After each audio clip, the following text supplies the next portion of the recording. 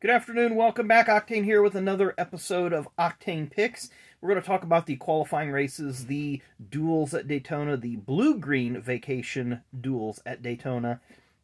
Those will be this evening. And I'm looking at lineup number 1 here. Of course, last night they had pole qualifying, so Joey Logano, Michael McDowell, front row for the Daytona 500.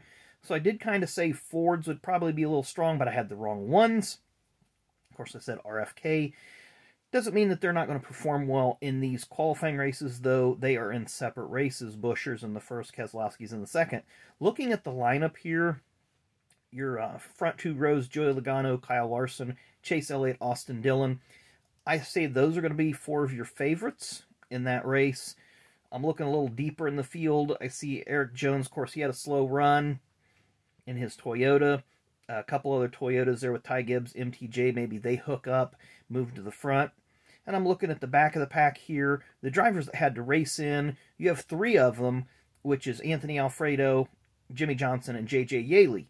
So Alfredo's locked in on speed. But if he's the first of those 3, then I believe Jimmy Johnson will lock in.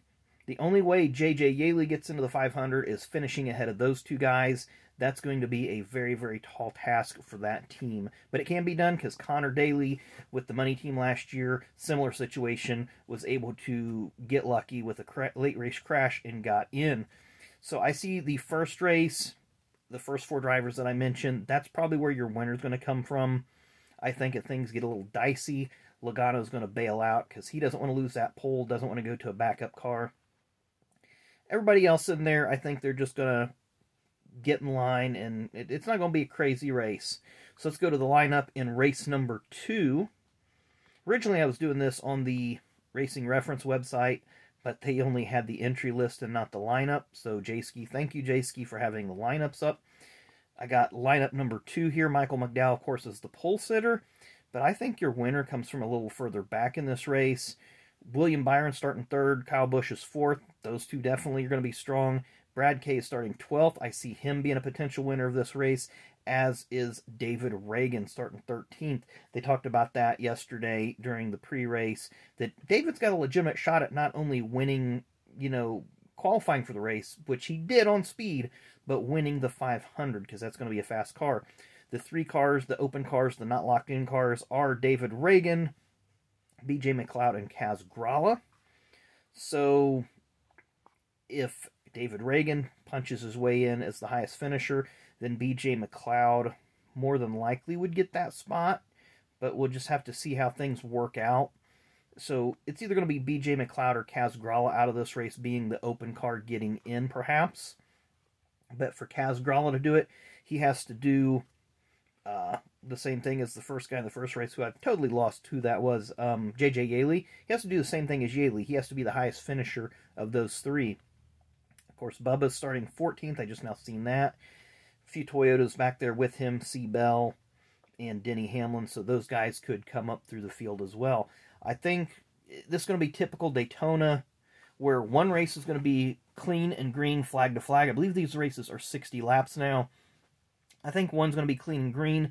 The other one's going to get dicey, and you're going to have at least 1 yellow flag. It's not like the old days where you were guaranteed one race was going to be green flag and one race was going to be a wreck fest. They just don't do that now, but I do think there will be a caution in one of the races that will take out a significant player in one of those 2 races. So it might be like a Denny Hamlin or a Kyle Busch might have to go to a backup car.